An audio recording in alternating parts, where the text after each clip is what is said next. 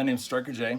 I own Striker's Old School Customs. I'm going to be doing a step-by-step process on how I take aluminum sheets and I grind them and get the effects and then put candy on them and then airbrush them afterwards. So you're going to see every single step all the way to the end of the project to where we'll end up with something like this.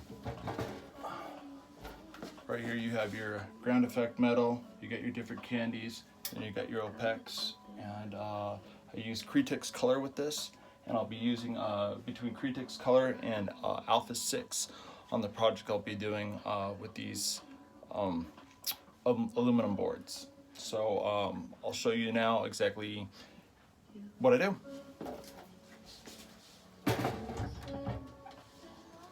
So what I do is I take a just a regular Craftsman's drill, put it up to the highest level, put on the drill mode.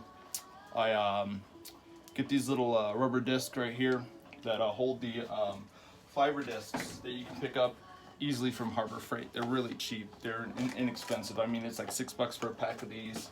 I mean, you can get the different sizes that have the small kits all the way up to the medium sizes. So they don't cost much. This right here has got a new fiber disc on it. I have the aluminum sheeting. Now, a couple of different places you can get these things. You can get them online, and you can pay like between $44 and $60 for these things, which is super expensive, especially when you're trying to cut costs for, say, sell your product.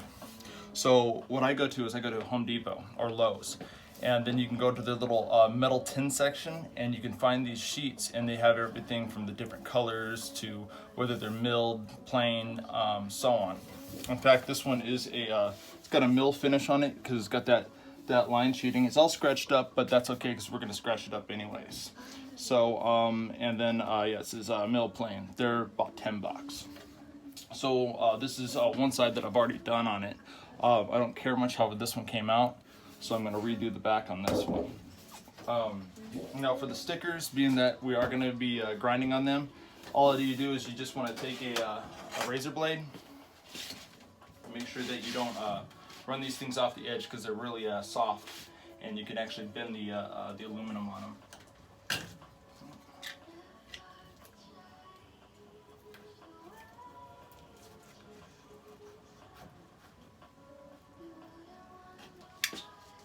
Came right off. Got a little bit of sticky there. You can use everything from wax and grease remover, lacquer thinner, whatever you want. I'm just going to toss a little bit of lacquer thinner on it.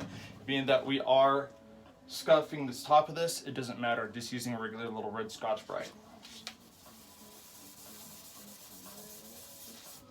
Pulls off the glue a little bit, hit a little bit more, and go ahead and wipe it down. Paper towel. You can see it came right off. A little scuff, but that doesn't matter. So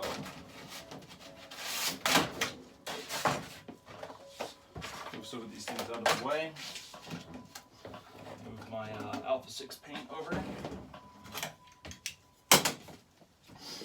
Right here, I normally start from the middle and I work my way out.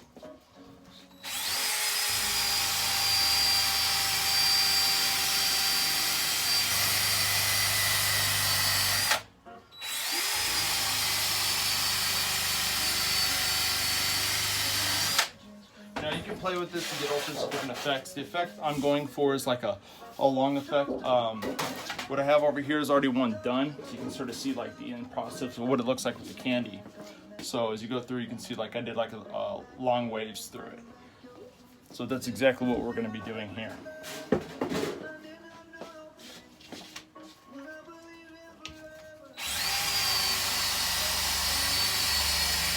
Sort of want to go like slow but controlled strokes, because if they're not controlled, you'll go from like a nice pattern of this to like a haphazard, nasty look where it won't look right. So you got to play with it a little bit. By the time you get done with one sheet, this will be clogged with aluminum. So being that it's soft, it goes right into your pads.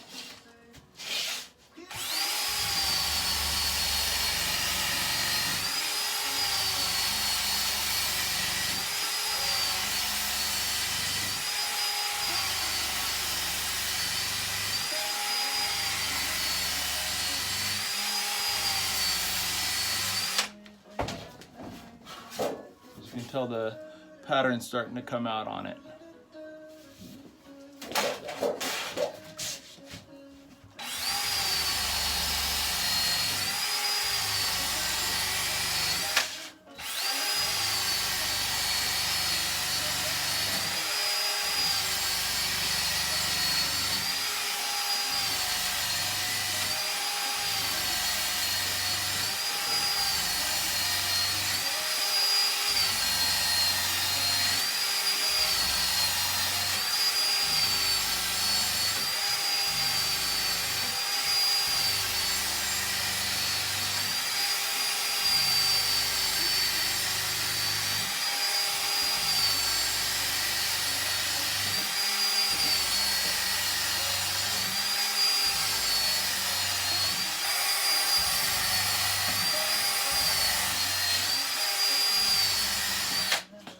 What I'm doing is I'm starting from the middle and then working my way all the way past the edge. Don't stop right on the edge or you're gonna get like little blank spots on it. So whatever you're working on, like this desk, it really doesn't matter. I can resurface the desk. It's just, you know, a cheap top. That was a desk that I found out in the desert, in fact. So if you're trying to make sure that your workplace isn't messed up, you can always put like a piece of like cardboard or something like that down to protect your desk. That's where it's at so far.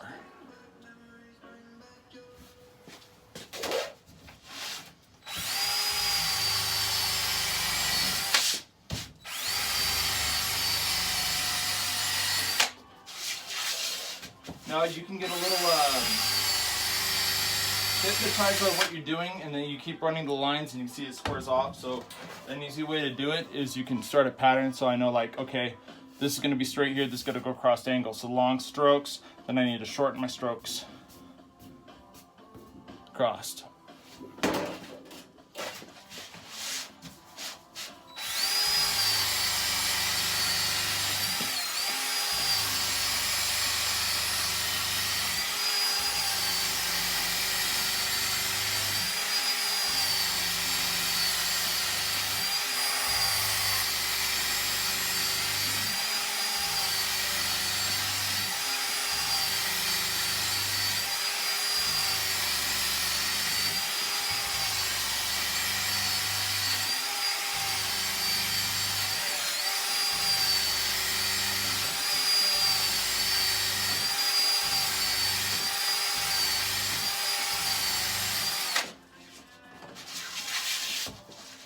Again, watch your edges, because if you bring this onto the edge, you can really fold this over and crinkle it, and then you can ruin your canvas.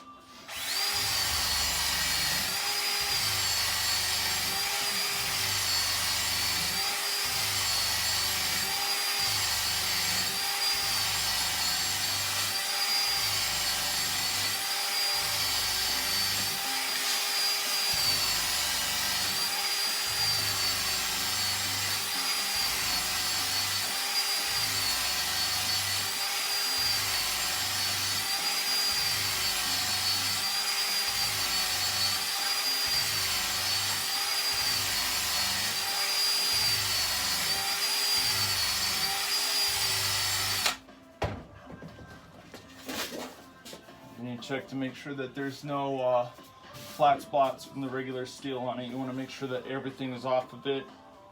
You want to make sure that you got a scuff pattern, because that makes the difference. Because when the candy hits that and then the light, it will go give you that effect that Frankenstein back there has. And to let you know that Frankenstein is an original piece from Gerald Mendez, who is like, I believe is one of the best airbrush artists out there, but that's my opinion.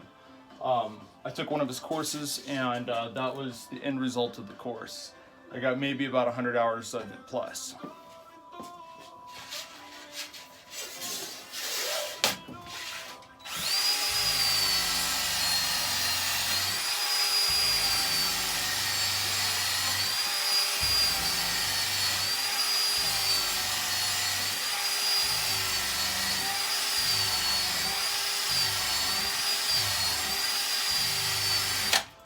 Just cleaning up the patterns, making sure they all look the same, they're all smooth. Again, you can go with any pattern you want, like on the back of this.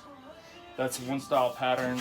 Another style pattern I have on the other side of this sheet is this one here. So, okay, after this, you can hit it with some wax and grease remover, clean it all off, and then we are going to spray it with a candy coat on top of it. I'm going to be using some candy from House of Color. I have some candy concentrate, Voodoo Violet, and then a root beer, as well as a Pagan Gold. The Pagan Gold is probably the one I'm going to use in this panel, and the other panel I'll be using the the Voodoo Violet. Root beer, that's sort of a darker version of this, so I use that sort of like a like an edging. But I won't be doing that. I'm going to be doing plain panels, plain canvases, and then everything after that I'll be doing with either the Cretex for the candies, and then the main colors I'm going to be using the Alpha 6.